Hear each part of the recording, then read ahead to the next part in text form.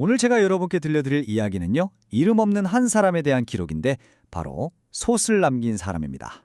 어떤 도시든 그 도시만의 이야기가 있잖아요. 근데 그게 꼭 뭐 대단한 위인이나 화려한 역사 기록으로만 채워지는 건 아니더라고요. 어떨 땐 이름도 없이 사라진 어떤 행동, 어떤 마음 하나가 그 도시의 진짜 기억이 되기도 합니다. 자, 그럼 이야기 속으로 한번 들어가 볼까요? 시간은 전쟁이 막 끝난 직후고요. 장소는 바로 전주입니다. 전쟁의 총성은 멎었지만 살아남은 사람들에게는요, 진짜 고통이 이제 막 시작된 거나 다름없었어요.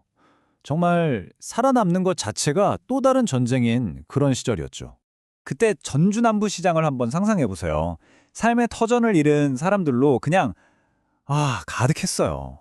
다들 이름보다는 가슴에 깊은 상처를 하나씩 안고 있었죠. 낮에는 어떻게든 북적이며 함께 지냈지만 해가 지고 밤이 되면 결국 각자의 외로움과 굶주림을 홀로 견뎌내야만 했던 그런 사람들이 모여있던 곳이었습니다. 바로 그렇게 어쩌면 절망밖에 없어 보이던 그 공간에서 한 남자의 아주 조용한 행동이 시작됩니다. 네, 오늘 이야기는 바로 그 남자와 그의 솥에 대한 이야기입니다. 시장 한 구석에 작은 국밥집이 있었어요. 그리고 거기엔 참 과묵한 주인 남자가 한 명 있었죠. 뭐 자기 얘기를 늘어놓거나 힘들다고 내색하는 법이 없었어요.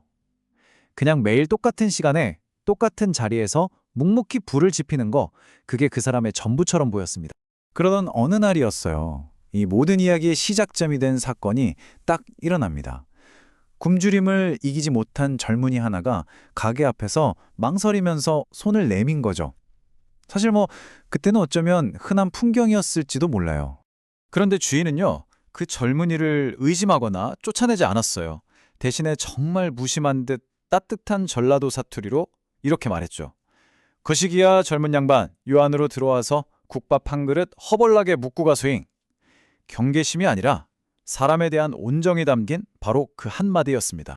젊은이가 정말 허겁지겁 국밥 한 그릇을 뚝딱 비우고는 어쩔 줄 몰라 하고 있으니까 주인이 또 툭 한마디 던집니다. 돈 걱정 일랑 말고 그냥 가라는 거였죠. 어떤 대가도 생색도 바라지 않는 그냥 순수한 친절 그 자체였습니다. 그런데 이 친절이 딱 한 번으로 그 젊은이 한 명으로 끝나지 않았다는 게 중요해요. 그날의 경험이 이 주인의 마음에 뭔가 깊은 울림을 준 거죠. 그래서 그는 이 작은 온정을 자기만의 방식으로 쭉 이어가기로 마음먹게 됩니다. 그날 이후로 가게 앞에는요, 매일 밤마다 어떤 의식 같은 게 생겨났어요. 가게 문을 닫고 나면 국밥이 담긴 솥 하나를 가게 밖에 딱 내놓는 거예요. 아무 설명도 조건도 없었어요. 그냥 솥 하나가 묵묵히 그 자리를 지키고 있는 것. 이게 바로 그가 세상과 한 조용한 약속이었습니다. 밤이 깊어지면 배고픈 사람들이 하나 둘씩 조용히 다가와서 국을 떠갔어요. 주는 사람도 받는 사람도 서로의 얼굴을 보지 않았죠.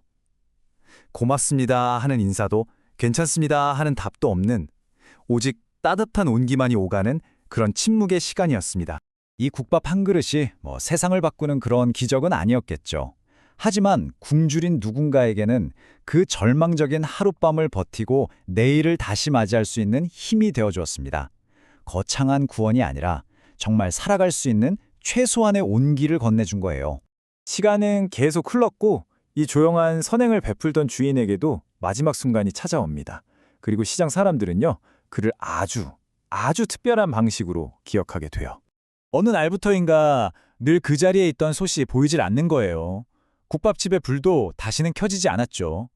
주인은 자신의 마지막 순간조차 누구에게도 알리지 않고 그렇게 조용히 세상을 떠나는 겁니다. 그의 부고를 뒤늦게 들은 시장 사람들이 장례식장으로 하나둘 모여들었습니다. 사실 그와 깊은 대화를 나눠본 사람은 거의 없었을 거예요. 하지만 모두가 그의 빈자리를 똑똑히 느끼고 있었던 거죠. 그리고 그의 장례식에서 정말 놀라운 일이 벌어집니다. 시장 사람들이 그를 기리기 위해 아주 특별한 행동을 한 거예요.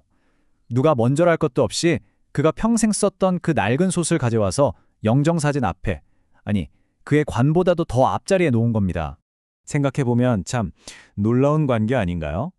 그는 단 한 번도 도움을 받는 사람의 이름을 묻지 않았고 도움을 받던 사람들 역시 그의 이름을 몰랐어요. 이름이 아니라 행동으로만 이어진 유대. 바로 그게 그가 남긴 유산의 본질이었던 겁니다. 네, 바로 이 지점이 이 이야기의 핵심이에요.